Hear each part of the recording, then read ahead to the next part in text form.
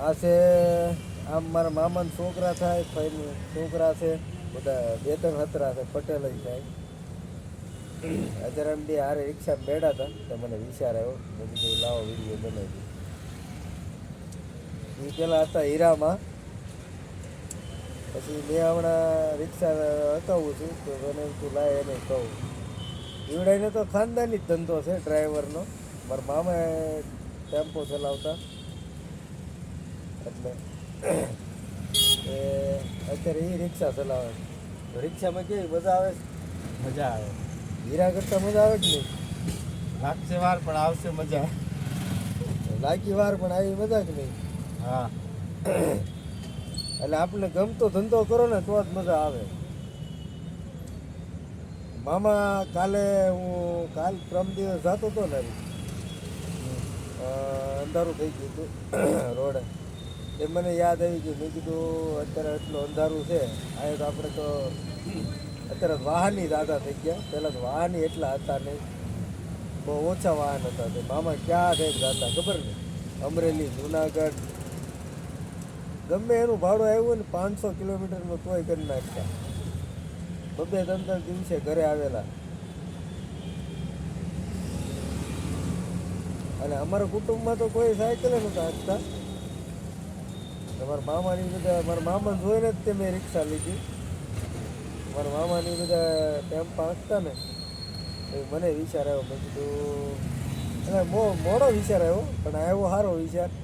મને રિક્ષામાં મજા આવે છે હીરા કરતાં. ખુદનો ધંધો અને બધી રીતે મજા આવે. તમે એ શબ્દો કહો તમે. આમ આપણે કોઈની હાથ હેઠે નહીં, આપણે એમ કંઈક જવું છે તો જવાનું, નકર આ બેઠા ઓલું તો એમ થાય કે તમે કેમ મોડા આવ્યા ને હજી બેહો ને અમારે લોટ ઉતારવા છે ને આમ છે ને તેમ છે ને. એટલે આ તો એમ થાય જવું છે તો જ તે. હાશે તો એક વાત કહેવાની હું ભૂલી ગયો. હું હીરામાં જતો ને તો મારા મામા ઓફ થઈ ગયા હતા. આ જેની વાત કરું ને એ જ તે. તો મને શેઠે રજા નહોતા આપતા. એમાં થયું એવું કે ઉપરા ઉપર 2-3 મામા ઓફ થઈ ગયા. સાચું જ નહીં? સાચી વાત. તો શેઠ કે મને કે તમારે બહુ મરણ થઈ જાય કે, તો હવે ન આવતા. પછી મેં નક્કી કરી નાખ્યું તો મેં તો હવે મારે જવું જ નથી હીરામાં. પછી તોય મને પાછો શેઠે બોલાવ્યો ફોન કરી. પછી શેઠે એક દી એવી વાત કરી કે તમને ક્યારે વિચાર આવે કે હું આનથી કાંઈક આગળ વધું? બસ હીરામાં આવ્યા, 25-30 હજારનું કામ કર્યું ને મોજ કરો, ત્યારે એમ વિચાર આવી. તો એ મને સારો વિચાર આવ્યો. મેં કીધું કે ઘરનો ધંધો તો કરવો જ પડશે. આ શેઠ નહીં, શેઠ સારો માણસ હતા આમ. એટલે પછી મેં 2-3 ધંધા બદલાવ્યા, પણ મને પછી રિક્ષામાં સેટિંગ આવી ગયું.